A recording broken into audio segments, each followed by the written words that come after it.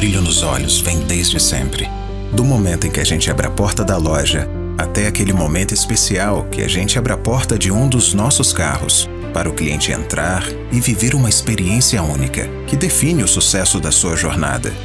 Há 20 anos nós abrimos portas para a realização de sonhos, para a certeza de bons negócios e principalmente para o futuro. Sempre como se fosse o primeiro dia. Eurobike. Guiados por emoção.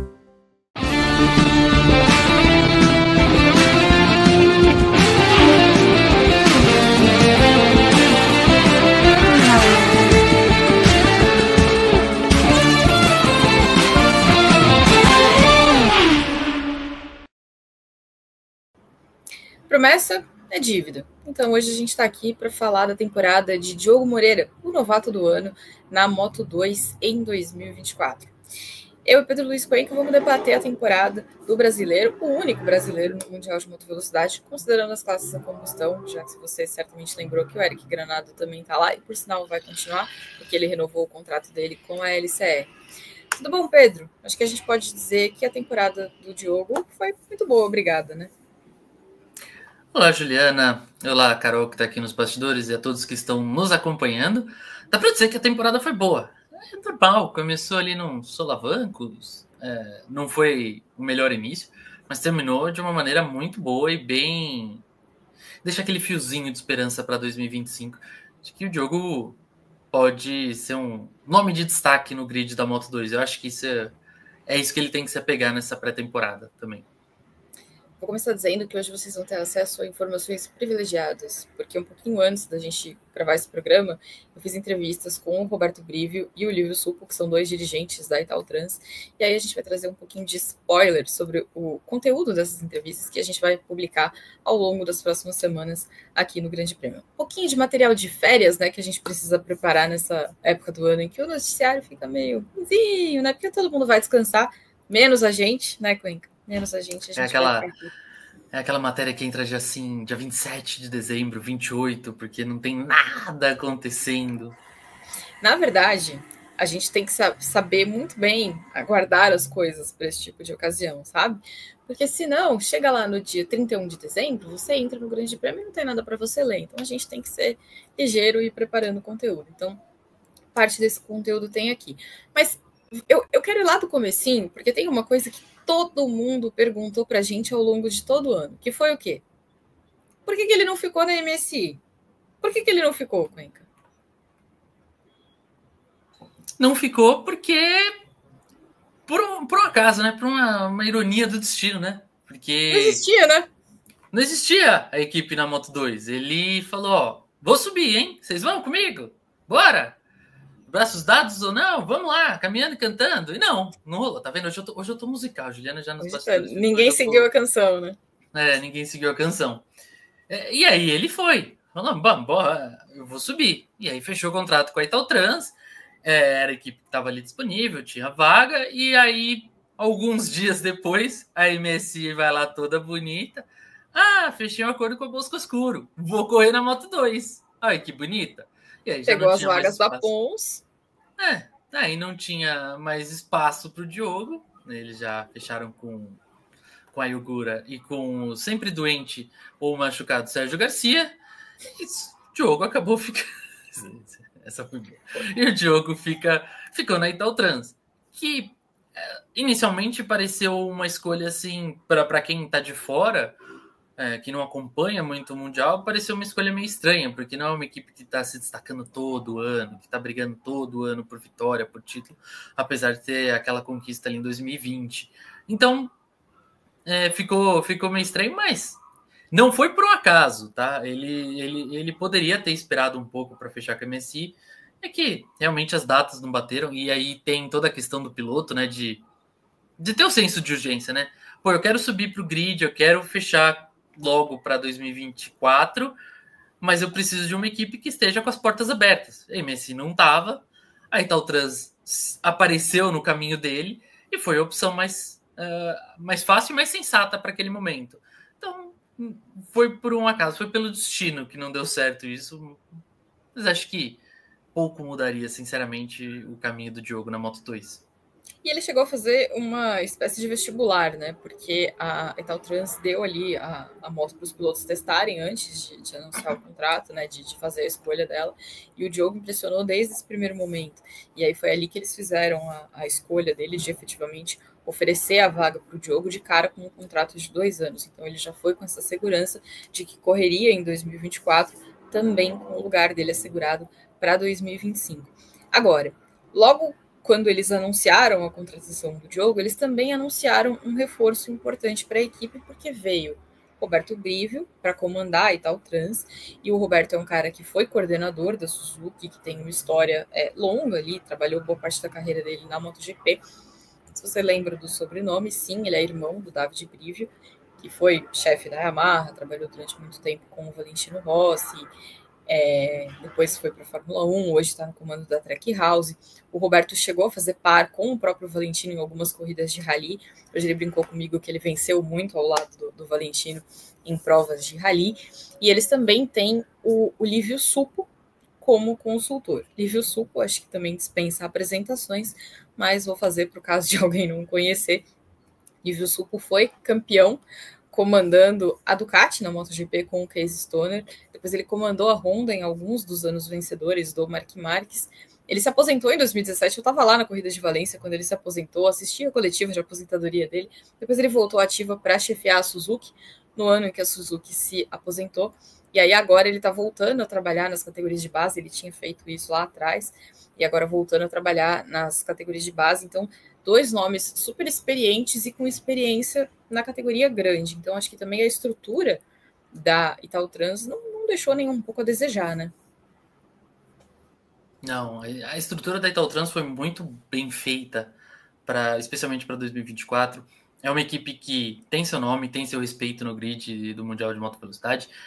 E acho assim, para você conseguir bons resultados, você pode ter os melhores pilotos do grid, mas se você não tiver uma boa estrutura por trás desses pilotos, se você não tiver ali pessoas gabaritadas, capacitadas para trabalhar com os mecânicos, para melhorar a moto, para fazer toda a organização girar de uma maneira uniforme, não adianta nada você ter o melhor piloto, não adianta você colocar aí a Ducati com o Valentino Rossi. Não adianta você ter o melhor piloto do grid se você não tem toda a organização ali funcionando, uma moto decente, os funcionários cientes do que estão fazendo.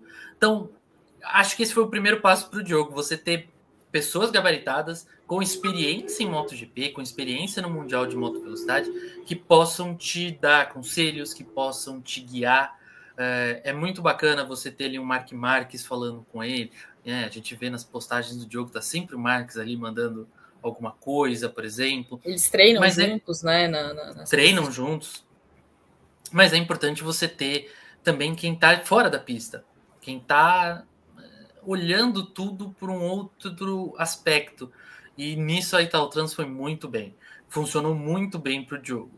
A gente vai chegar nesse assunto que não funcionou tão bem para o Foggia, né? Tanto que o menino deu um passo atrás e voltou para a Moto 3. Mas funcionou muito bem para o Diogo, porque ele já tem a parte do talento, ele já tem essa questão de ser um piloto muito bom dentro da pista, mas ele precisava ainda colocar algumas coisas no eixo fora das pistas. E acho que agora juntou tudo, ficou uma união muito boa. Estou bem confiante para 2025 justamente por isso, porque a Italtrans já achou um caminho com o Diogo, né? Vem agora o Hertas, então talvez ele se encaixe muito melhor do que se encaixou com o Foggia também nesse ano. Uma coisa que você mencionou que eu acho que é legal a gente lembrar, né? A relação com o Marc Marques, da onde nasce essa relação com o Marc Marques? O Diogo cresceu no motocross. O Diogo é uma cria do motocross brasileiro. O pai do Diogo chegou a correr de motocross e aí os primeiros passos da carreira dele foi no motocross. O Diogo foi descoberto pelo Alex Barros num projeto que foi intermediário pela Estrela Galícia. A Estrela Galícia veio para o Brasil e aí quis repetir aqui a mesma coisa que ela fazia na Espanha, e aí fez isso por meio do Alex Barros. O Alex desenvolveu o começo da carreira do Diogo, mas desde o início estava previsto um intercâmbio para a Espanha. E esse intercâmbio era via Monlau, a mesma escola técnica que formou Marc e Alex Marques. Então vem daí a relação. Os primeiros anos da carreira do Diogo na Espanha foram feitos na Monlau. Então, a base do Diogo foi feita numa das escolas mais fortes do mundo. Então, acho que também daí a gente entende, né, por que ele conseguiu chegar onde chegou. Porque ele teve acesso a uma educação de primeira, né? Eu costumo brincar que o jogo é uma prova de que a educação funciona, né, Cuenca? Pois é, você ter uma boa escola, você ter bons professores e tudo já ajuda bastante. Mas além disso, teve toda uma estrutura também, né? Você coloca toda uma estrutura. E o motociclismo espanhol é uma coisa assim, cara, o que eles revelam de piloto bom, eles não fazem muita coisa assim de meio de grid, não. Fazem também, vai, tem. Inclusive na Moto 2 tem uns ali que já estão me enchendo o saco. Mas... eu falei para você outro dia que eu acho que o grid da Moto 2 tá inchado demais. Mas, enfim. O Diogo, ele tem... É importante para o Diogo ter essa questão, né? Porque a gente vê que hoje o motociclismo de fato bom tá ali na Espanha, na Itália, ali que se desenvolvem os pilotos. A gente já não tem mais Estados Unidos, Inglaterra, até Holanda como grandes bases desse desenvolvimento de motociclismo. Então hoje é importante você ter essa saída para esses países, esse caminho. E ele foi bem assessorado. Acho que isso foi importante para o Diogo na carreira dele.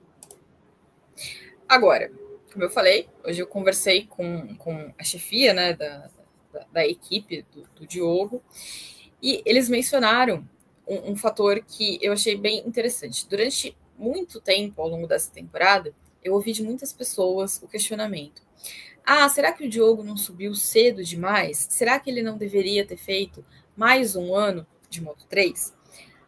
A minha opinião é de que não, porque a gente tem tradicionalmente esse roteiro de muitos pilotos aí de fazer 2 anos de categoria, 1 ano para aprender, 1 ano para tentar ganhar. No caso do Diogo, ele fez os 2 anos, né? Não conseguiu efetivamente ganhar o campeonato, mas ele aprendeu o que ele tinha para aprender e aí ele avançou de categoria. Hoje, quando eu estava conversando com o Lívio Supo, eu perguntei para ele qual foi a grande dificuldade do Denis Foggia, porque o Foggia era o piloto que deveria ser a expectativa era de que ele fosse o cara que fosse conquistar os resultados para a Italtrans, porque ele era o mais experiente entre os 2 pilotos. Só que não foi isso que aconteceu. E aí o que ele apontou é que talvez ele tenha ficado tempo demais na Moto3. Isso também foi uma coisa que o Roberto Brivio me falou. Porque ele tinha um vício de pilotagem, né? O estilo de pilotagem dele era um estilo de pilotagem muito preso à Moto3. E ele não conseguiu se desvencilhar disso. Ele não conseguiu transformar o estilo de pilotagem dele. Então, acho que o timing da carreira do Diogo também tá certo, né? O que a gente vê até aqui não leva a gente a acreditar que ele deu nenhum passo errado. A gente... Pô, o Foggia ficou 5 anos completos, né? Na Moto3. É muita coisa. Por mais que ele tenha sido um piloto, assim, muitas vezes de alto nível na Moto3, brigado por título, realmente fica o vício, fica essa questão mais engessada a um só campeonato. E a gente viu isso com outros pilotos recentemente que subiram para a Moto2, como o Maziá, o Sasaki, de ficarem realmente presos a isso. Eu acho que a subida do Diogo foi boa porque ele fez um caminho que eu, particularmente, acho muito correto. Você vai, faz 1 ano na Moto3, aprende, cai, entende o equipamento, entende o grid, entende as pistas, porque teve muita pista nova para ele. E aí no segundo ano você performa melhor. Aí você vai para cima, você briga por pole, por pódio, por vitória, como acabou acontecendo. E eu acho que ele vai seguir esse caminho na Moto 2 também. Vai, cai, aprende, entende o grid, entende a moto. É uma moto completamente diferente da Moto 3 da Moto 2. A Moto 2 está muito mais próxima da MotoGP do que da Moto 3, em questão de potência, em questão de acerto, aerodinâmica e tudo mais. E aí você aprende tudo isso, e num segundo ano, já com todo esse aprendizado, já com toda essa base, aí você se solta um pouco mais. Aí você se permite ir um pouco além, testar outro limite, buscar pole, buscar pódio. Que pódio já conseguiu, mas buscar uma pole, buscar um pódio, uma vitória, entender quais são seus grandes adversários ali, entender como funciona uma equipe. Então, acho que foi muito boa essa subida do Diogo. Eu entendo quem fala que, pô, cabia mais um ano na Moto3. Eu entendo. Porque ele entraria como favorito esse ano na Moto3. Ele e Davi Alonso entrariam como favoritos. Eu entendo quem fala isso. Era a grande chance da gente ver um piloto campeão. Um brasileiro campeão no Mundial.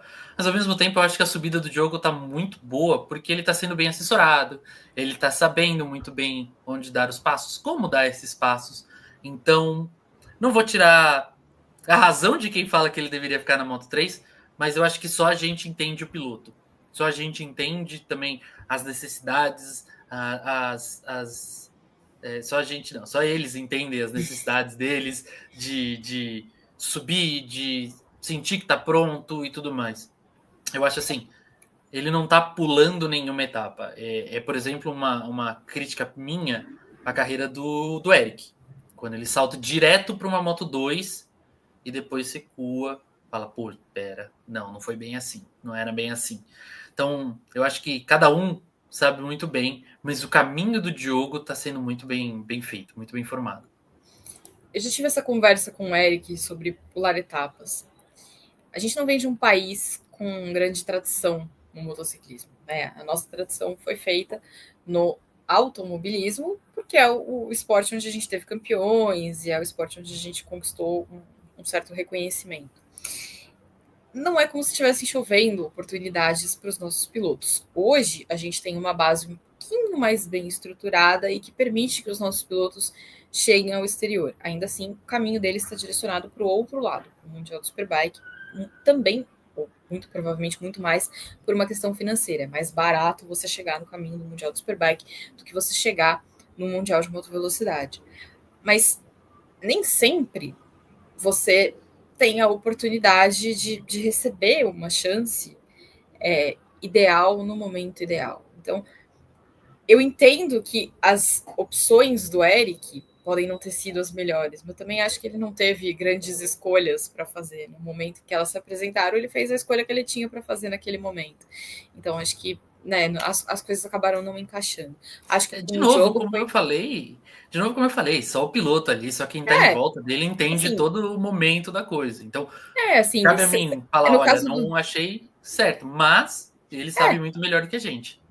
Porque assim, às vezes, no caso do Diogo, por exemplo, não, puxa, mas a Italtrans não era a melhor escolha, a MSI podia ser melhor. A gente não sabe, né?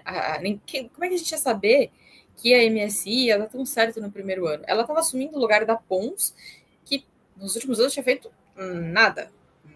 E, cara, era uma equipe estreante. Quem que ia imaginar que uma equipe estreante, outra, a gente via de anos de domínio da Kalex. Anos. De repente, a Bosco Escuro chega e ganha o campeonato do jeito que chegou. Então, acho que tem uma série de coisas que acabam surpreendendo, né? Não dava necessariamente para falar em acerto ou erro. Eu acho que dentro das opções que se apresentaram, ele fez a melhor escolha que ele podia fazer com as informações que ele tinha naquele momento. Quando a gente julga olhando para trás, é sempre muito mais fácil, né?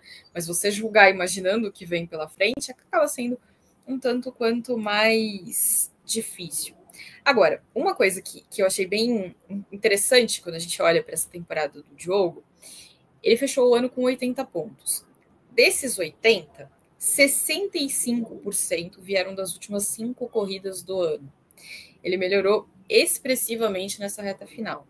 Aí hoje eu perguntei para o Roberto Brivio o que tinha acontecido, né? O que ele tinha melhorado nessa reta final do campeonato para ele conseguir esse salto de performance. E aí o que ele estava me explicando é que, assim, a partir da metade da temporada, a Kalex começou meio que aquele sistema Ducati de compartilhamento de dados. Até então, o Diogo tinha acesso às informações do Denis Foggia.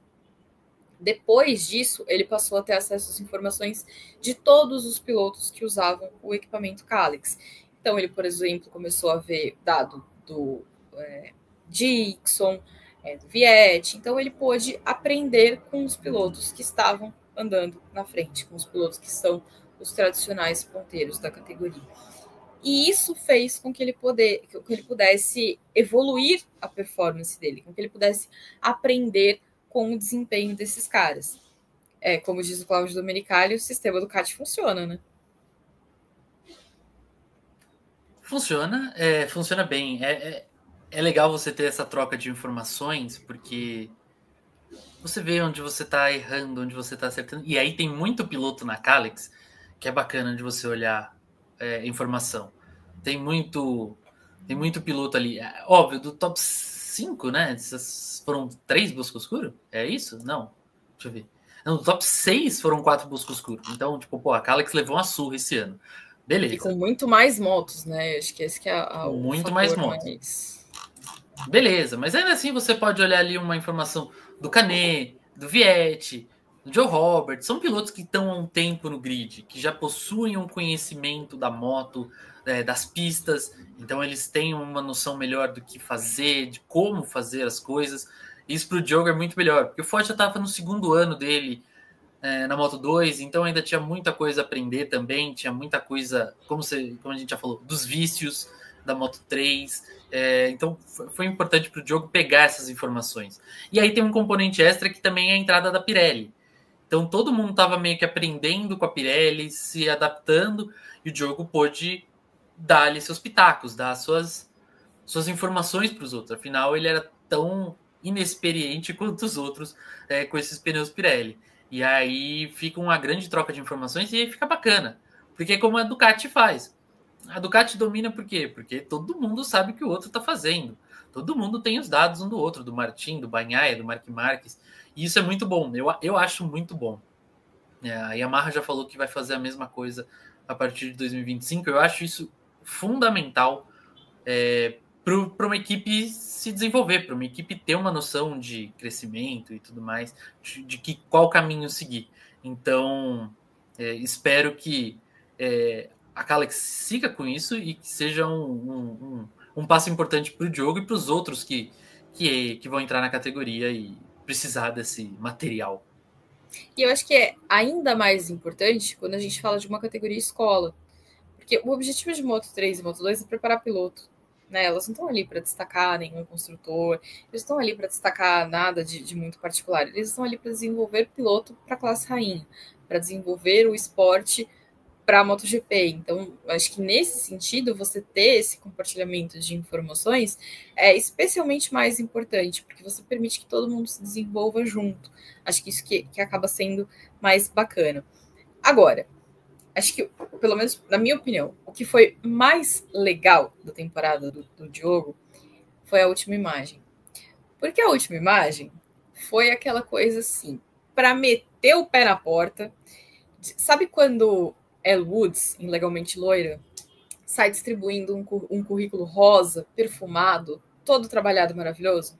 Foi mais ou menos isso que o Diogo fez. Ele distribuiu para o mundo um currículo todo pomposo, porque na última corrida do ano, quando ele estava lá disputando o título de novato do ano, ele meteu para cima do campeão mundial uma ultrapassagem na última curva, da última volta, emulando nada mais nada menos do que Valentino Rossi, que foi exatamente aquela manobra que o Valentino inventou em 2009 para vencer Jorge Lorenzo na mesma pista da Catalunha.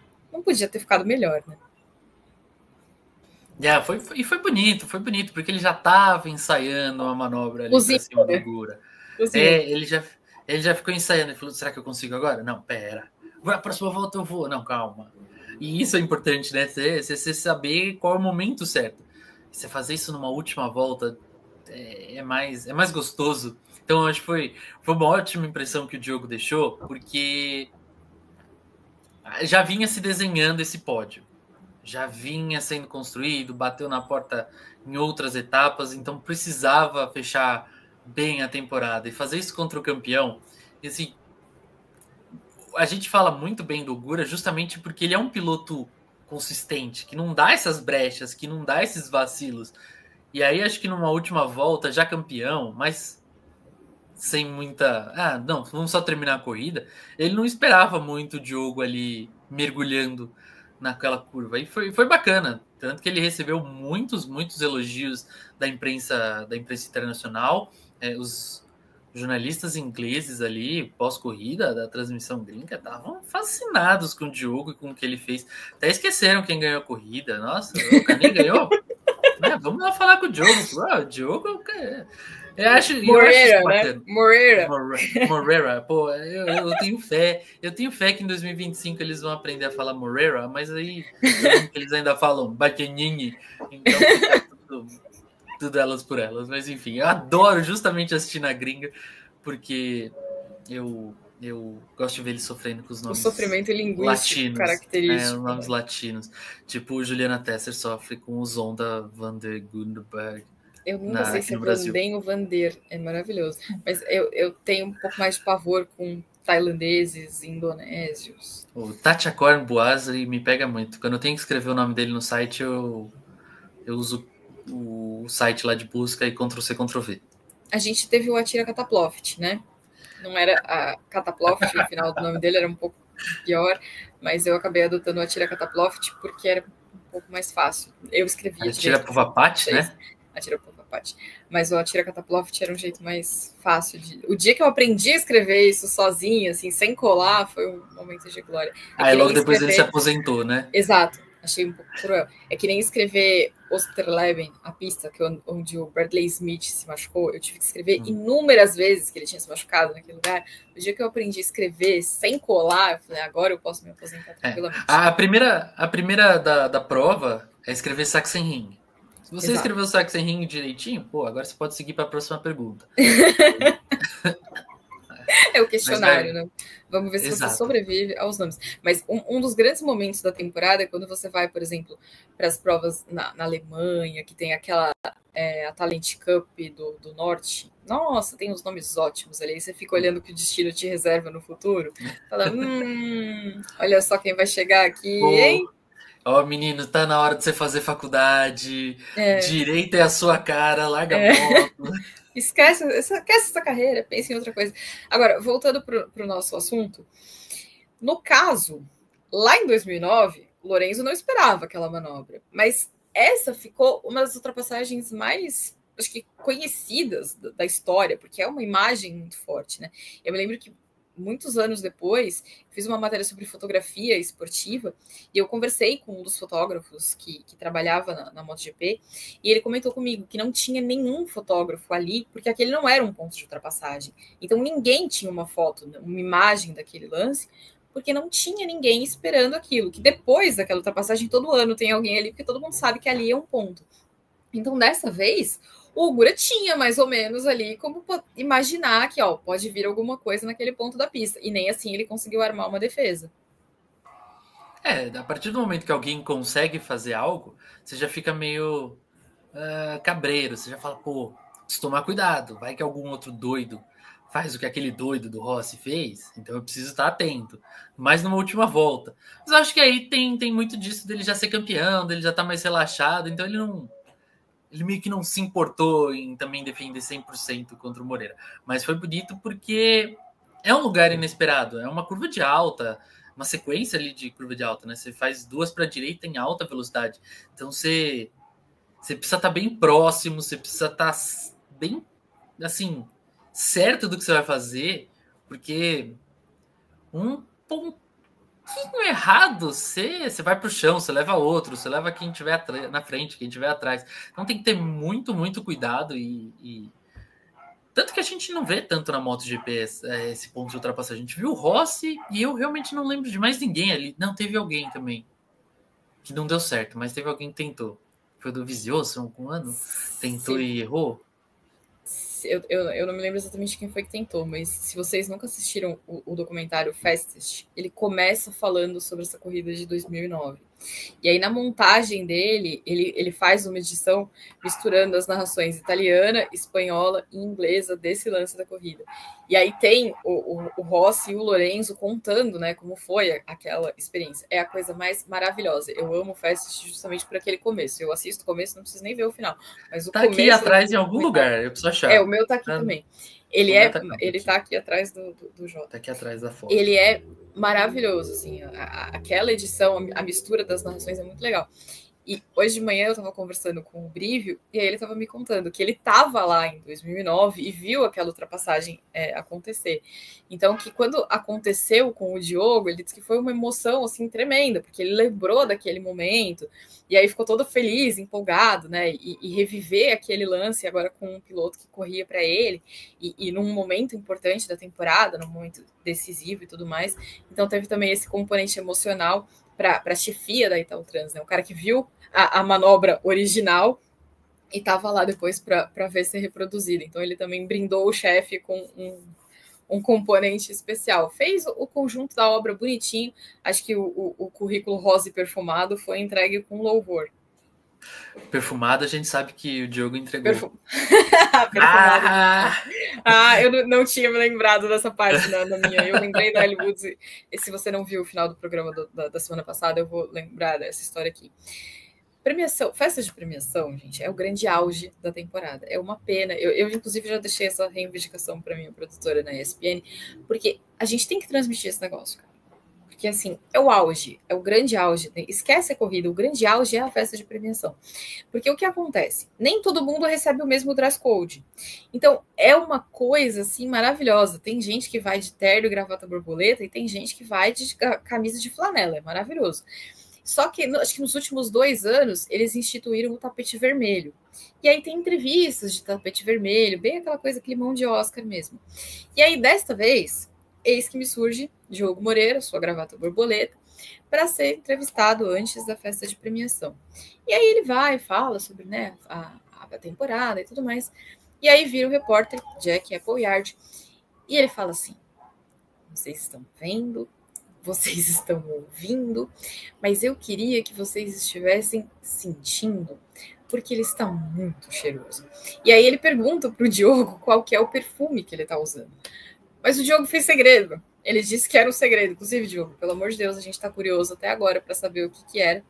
Mas o repórter deixou claro que ele não foi só o novato do ano, mas também acho que ele está concorrendo ao prêmio de cheiroso do ano. Então teve também esse momento de louvor para o piloto brasileiro. Você também ficou curioso para saber o que era, né, Cuenca? Eu já tenho meu palpite. Eu posso falar, se eles quiserem patrocinar nos programas, eu falo. Mas eu não posso falar inicialmente. Teve algum ano dessa premiação, acho que foi 2022, que o Quartararo chegou vestido parecendo um bombom com aquela embalagem dourada. Nossa, tava cafonérrimo, mas tava 10 de 10. Se eu pudesse usar o daquele, eu usava. Se tivesse essa coragem, não é mesmo? É que eu realmente, no meu shape atual, ia ficar parecendo aquele bombom redondinho da embalagem dourada. Então deixa quieto, deixa para uma próxima vez. Mas, enfim, eu já até esqueci que a gente estava falando, Juliana, olha só. Do perfume. Mas eu tô super esperando que apareça algum brasileiro, algum publicitário brasileiro, para ser hiper criativo, enfim, aproveitar essa oportunidade e transformar o Diogo num garoto propaganda de um perfume nacional, porque a gente claramente viu que esse é o caso. Agora, teve outra coisa que eu perguntei para os chefes da Italtrans sobre a nota que eles dariam para a temporada. Então, eu vou repetir a pergunta que eu fiz para eles, para você. E depois a gente vê se você vai acompanhar a chefia. Que nota que você daria para a temporada do Diogo?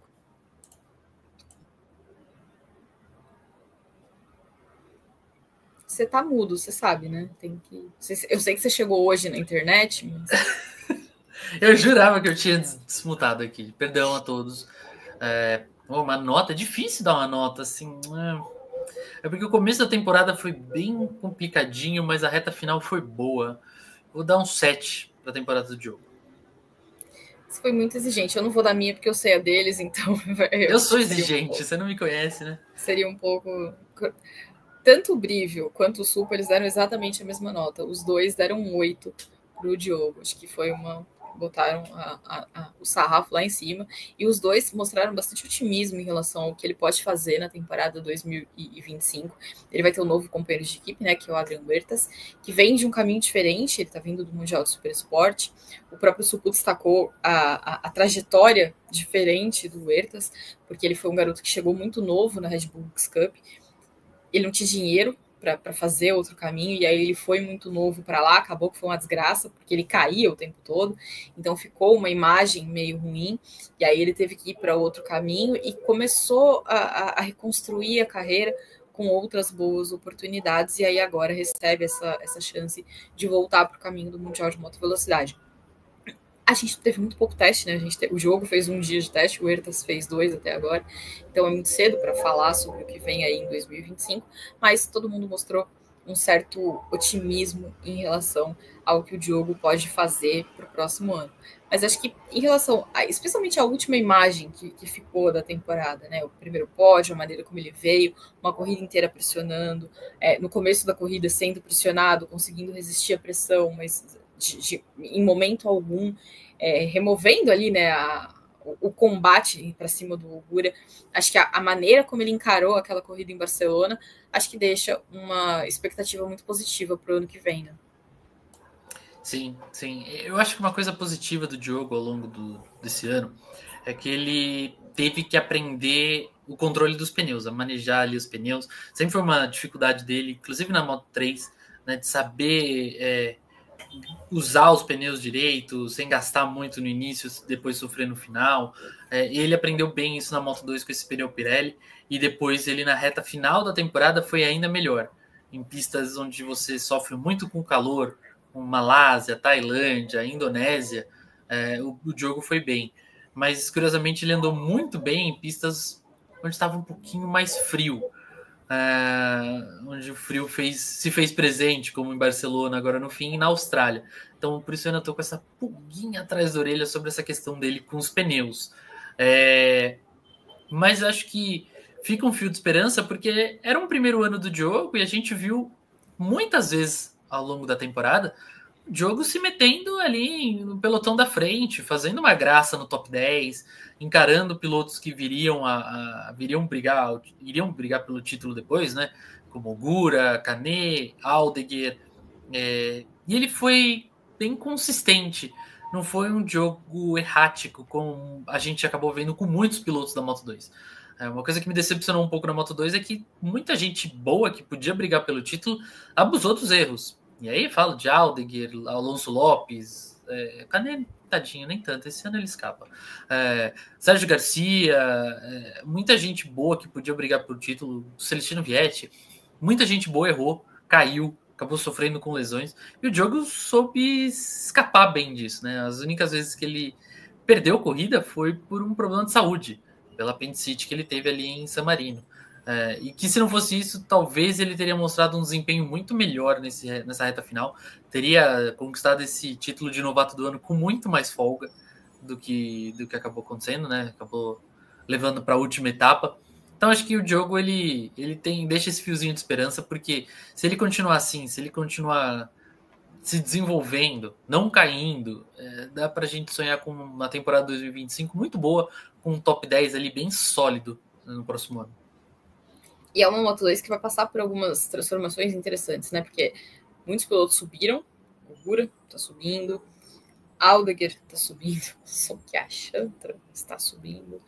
E vem por aí também uma nova leva de pilotos, né? Davi Alonso, Daniel Gado, Colin Weier, vem uma galera que foi ali protagonista da Moto 3. É claro que tem um salto grande de Moto 3 para Moto 2, então não dá para a gente criar muita expectativa em relação a essa primeira temporada deles, mas mesmo assim é uma temporada que promete ali uma mudança de geração, uma mudança de talentos. Acho que pelo que mostrou na temporada, a gente tem alguns pilotos ali que estão prometendo entregar resultados mais animadores, e acho que o Aron Canet é um deles, mas por enquanto dá para criar alguma expectativa de favoritismo com esse pouco teste que a gente teve até aqui?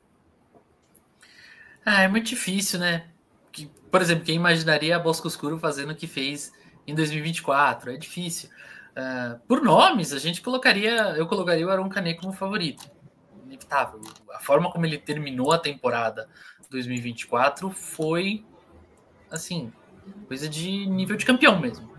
Mas aí você tem um Alonso Lopes, tem um Manu Gonzalez que pode fazer uma graça.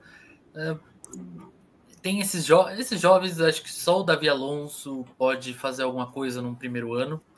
Eu gosto muito do Colin Vai, mas ainda não tá pronto para brigar por uma Moto2. O Daniel Gado eu ainda tenho meu pé atrás com ele. Acho que falta muito ainda. Precisa comer muito arroz e feijão no Mundial.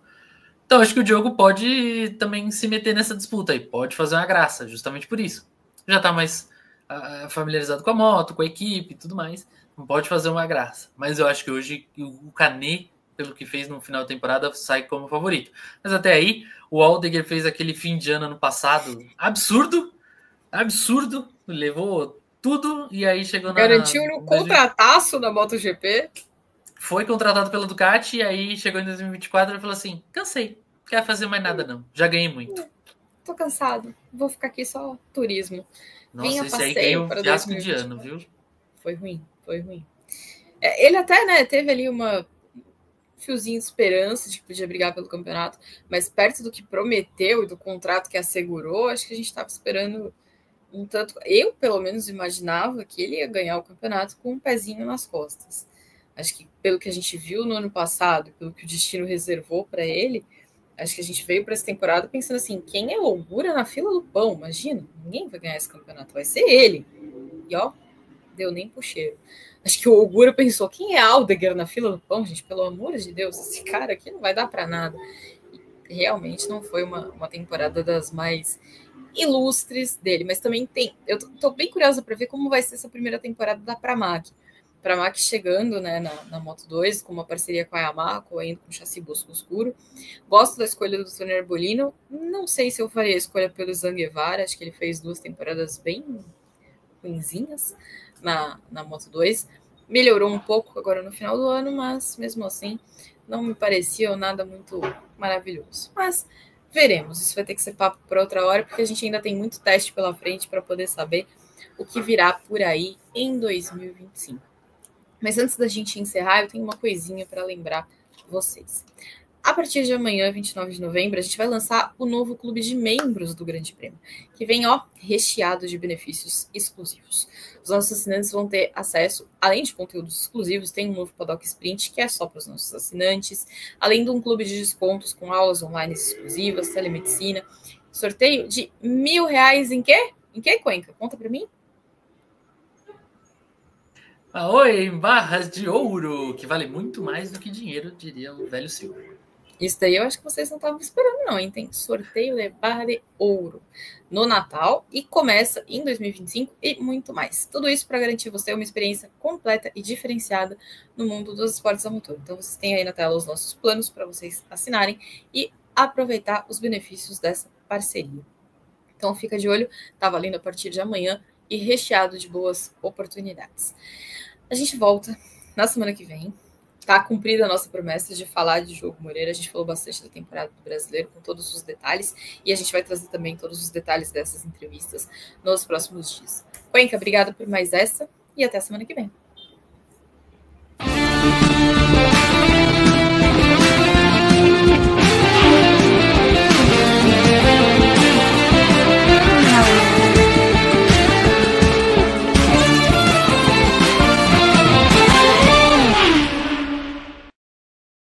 O brilho nos olhos vem desde sempre.